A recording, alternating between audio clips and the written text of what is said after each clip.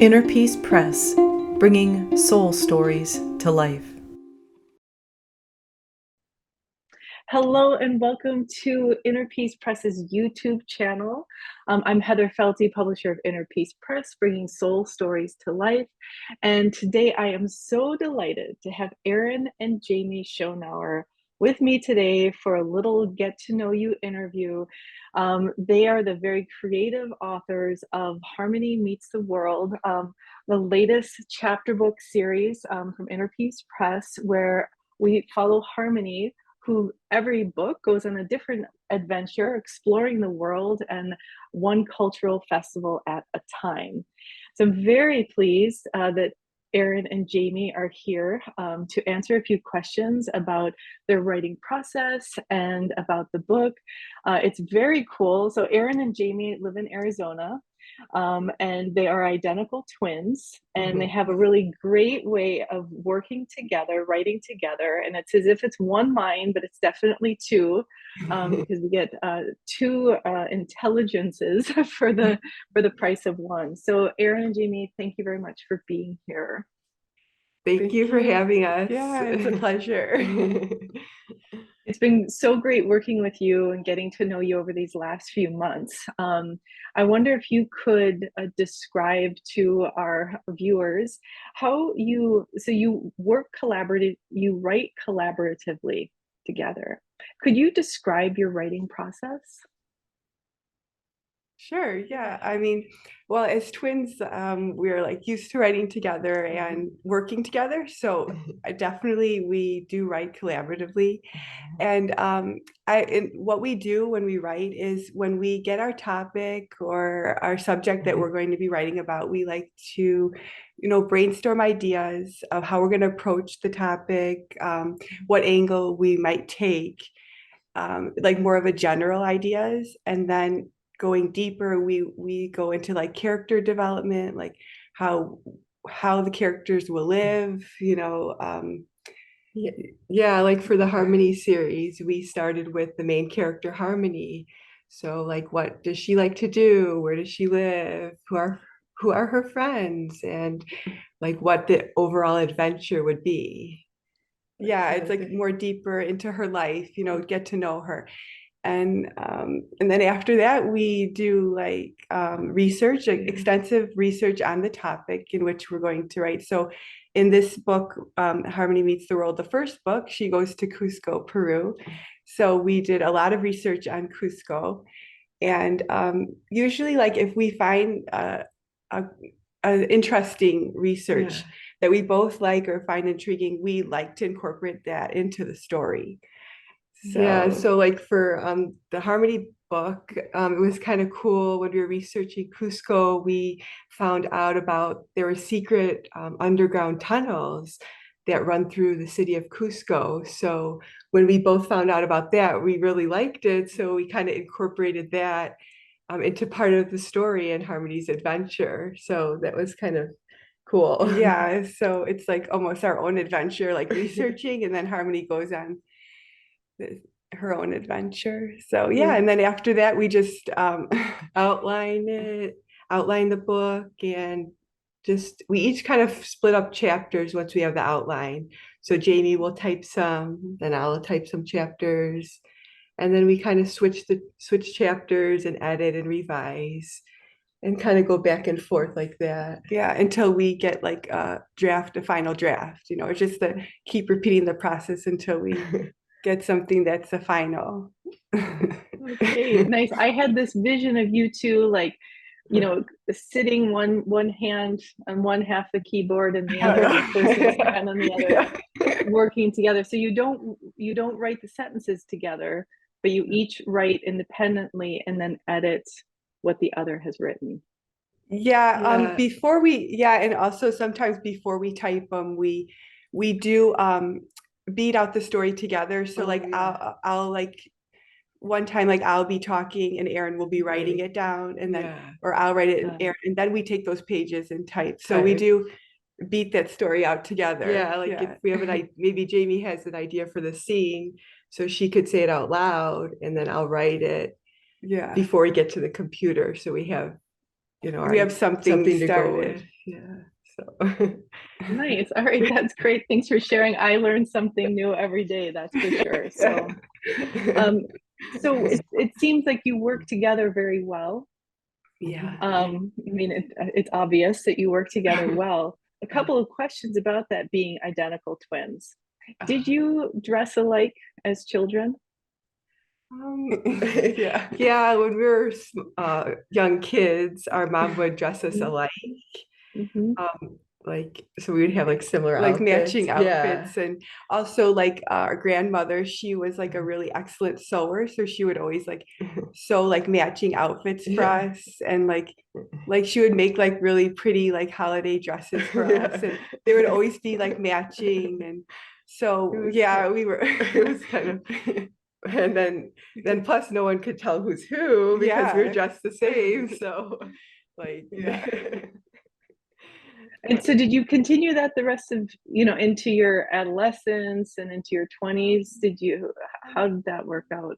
um, when we got older, we just like we pick like similar outfits like we have on today, like similar outfits but different colors or similar styles, but not like exactly matching. Yeah. So there's still the collaboration there. Yeah. As it is Yeah, we with even the collaborated writing. our outfit. Yeah. Yeah, exactly. Nice. And then, I wanted to know what your hobbies were besides reading and writing. And so I'm curious if you two have the same hobbies or if you have different interests. Yeah, we do. We like this. We have the same interests. We when we were growing up, we both were like figure skaters, so we like to ice skate, and we did that for over 10 years. And so I mean, like we trained with like Olympic champions, and we were like really into it. So we now, even though we don't skate, we do like together we like to watch like skating on television, and we like to keep up with the sport and see what they're doing now. Like the sport keeps advancing, so we like to do that and kind of keep up with that, even though we're not on the ice, we could still kind of follow that. Yeah. Nice. That's so interesting. It's not every day you meet somebody who has figure skated for so many years. That's curious. What drew you into figure skating? How did you get into that? Um, I think one of our friends in, I think it was junior high, I think she had a birthday party at an ice rink. So then when we went, like, oh, this is cool. Yeah, we really liked it. So we just like, they offered classes at the rink, like you could learn to skate classes. So we just started skating and we just liked it. And then we just like, oh, we should get a coach. And then it just kept going from there. So, neat. That's great. I didn't know that part of the story. Nice. Were you figure skating when you lived in California? Um, um, for the beginning of the years, for the beginning years, we actually taught when we lived in San Francisco. There was an ice rink, and while we were going to graduate school, we taught ice skating as well. But after that, we kind of like didn't really we didn't have time to do that. It takes up a lot of time, like so. We kind of transitioned into like the writing career together. So after that, but Nice, nice. Okay, so now back to the book or to the book, Harmony Meets the World. Very clever, very creative. Love the historical research that you've done with the book, and it's been super fun collaborating with you on the book. How did living in California influence the location of Harmony's hometown in the book series? It did influence it a lot. When we lived in Southern California, we lived there for about 10 years. There was a state park called Crystal Cove State Park. And Harmony's hometown of Crystal Cove is inspired by that location. And we used to always like to go to the Crystal Cove State Park, and they have like a wonderful, of course, the ocean. There's the ocean right there, and they have tide pools, and they also have like little historic cottages there, and it's like a really really neat location. So we thought Harmony would fit there. Yeah, I think it's like also like the perfect place for Harmony to live because like, she is an explorer. So there's like a lot of things like you can discover. Like she can go to the tide pools and, like find the sea stars and hermit crabs or watch the dolphins in the ocean. So I think that setting really fit her as a character. Yeah, I think so. And you could find a lot on the beach. So like for instance, in the first book, she finds the mysterious treasure box. So it kind of sets her adventure on its way. And I think it fits her character. Yeah, absolutely. And her friends as well, that you've Right, right, developed yeah. their characteristics as well. So when Right. you're writing, are you imagining that place when, I mean, are you at some point, obviously you need to envision this location to develop, the whole scene. Do you still put her there when you're writing the book? Is that still, that visual still in your mind? Yes, yeah, I think yeah, we always like envision that, like try to get as many details of the place that we can, so to make her world come alive. Right, yeah. And of course we like made little changes to the location. We added the lighthouse and some other things, but we do have that like as an inspiration. Yeah, it's like a little have it in our head as we write. So. Nice. And so when you were developing, so in the beginning of the book, there's a map of Crystal Cove. So can you just talk a little bit about how, I'm just going to pull it up here. So it's the Crystal Cove, it's the map. So we see where people's houses are, and as you said that the lighthouse. How did you come up with that layout? Well, I think it was like we started with where Harmony would live. So she lives in one of those little cottages, like overlooking the ocean. And then we expanded from there. So, like, where does she like to explore? There was the lighthouse.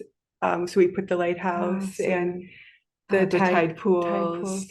We knew that would be in there. So we kind of put that. And then we wanted her friends to kind of be close to her, like a nice community. So she has friends close by, so she could play or do activities. So we put their houses close by to her, so she could maybe run over there if she wants to. Yeah, and then we wanted them to have like a special place they like to hang out. So we developed like the ice cream shop, the Scoop, and that's where they're gonna like spend like some time like having fun and everything. Yeah.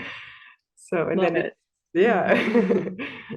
Well, I love that too. Especially how you've set it up ahead, even though it's the first book, there are books to come. And so we don't know yet what's going to happen in the Scoop, but we're Yeah, already familiar with the location right. and how it fits in. So nice, nice. So, what is one of the, what's an interesting fact or your favorite aspect of what you learned while researching this first book of Harmony Meets the World? Oh yeah. Well, we like that the underground tunnels, like we mentioned earlier, but also the Sun Temple, the Inca. When we were researching about the Inca Sun Temple in Cusco, we really thought that was very interesting on how the Inca built that temple with these huge stones that they were placed together very, very tightly, like a puzzle.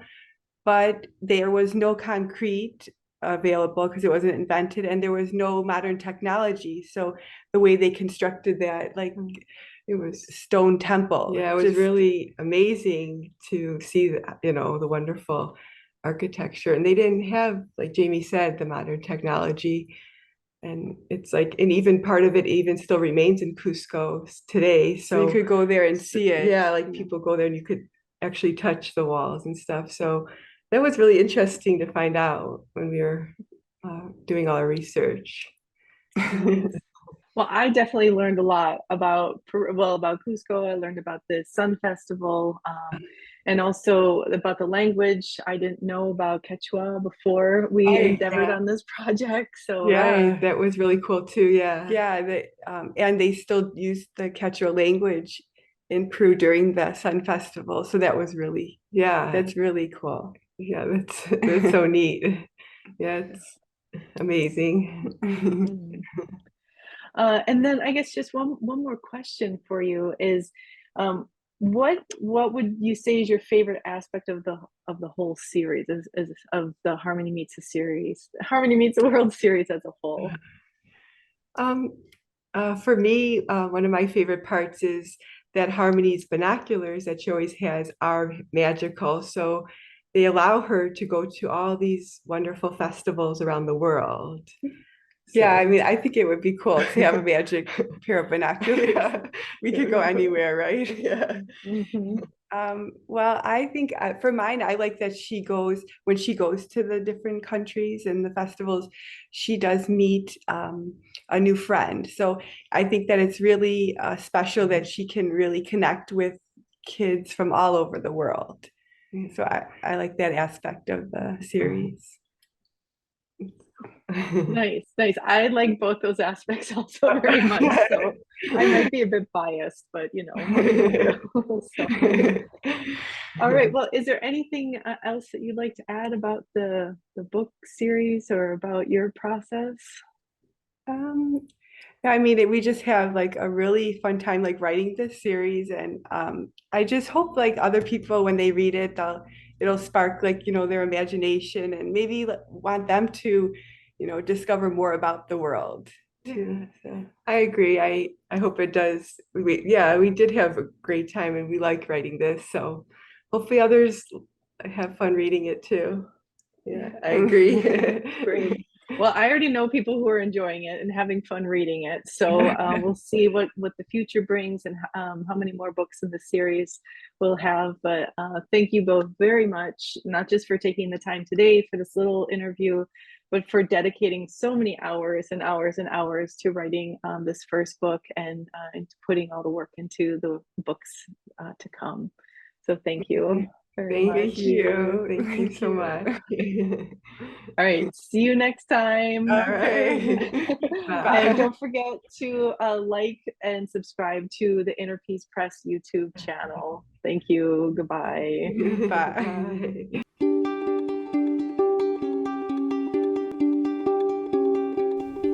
Inner Peace Press, bringing soul stories to life.